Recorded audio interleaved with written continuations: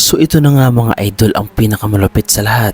Senador Trillanes hinamon ang buong angkan ni Duterte na siya ay kasuhan at ipakulong kung talagang hindi totoo ang kanyang mga isinawalat at mga ibinibintang laban sa pamilyang Duterte. Ito ay matapos nga mga idol na ibuking ang pamilyang Duterte ni Senador Trillanes na noong una nga mga idol ay hindi mapaniwalaan o hindi paniniwalaan ng mga tao ang lahat ng mga sinasabi ni nooy dating Senador Trillanes na ang mga Duterte nga mga idol ay mga korap, mamamatay tao at marami pang kawalangyaan ang ginawa sa ating bansang Pilipinas. At bukod pa dito nga mga idol ay sinabi pa ni dating Senador Trillanes na ang buong pamilyang angkan ng Duterte ay tumatanggap di umano ng pera, limpak-limpak na salapi sa pamamagitan ng iligal na droga.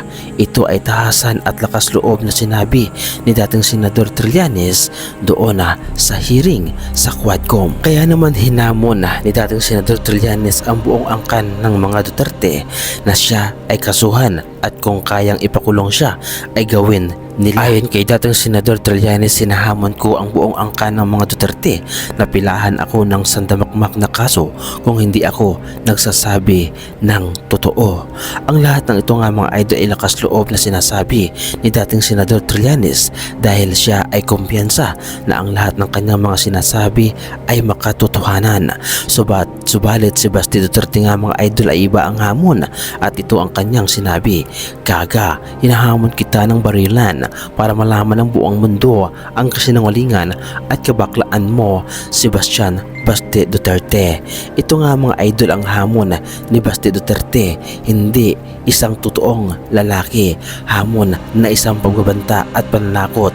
Subalit ang lahat ng pananakot na ito na kanilang nakasanayan sa kanilang pamumuno noon ay hindi na epekto sa atin dahil kilala na natin ngayon nga mga idol ang pamilyang Duterte na magaling lamang magsalita, magaling magbanta, subalit walang-wala naman sa gawa.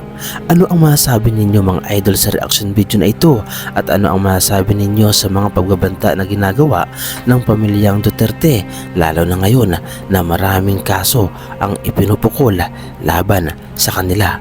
May pag-asa pa kaya na sila ay makawala sa mga kaso na ibinabato laban sa kanila? Ano ang inyong opinion mga idol patungkol dito?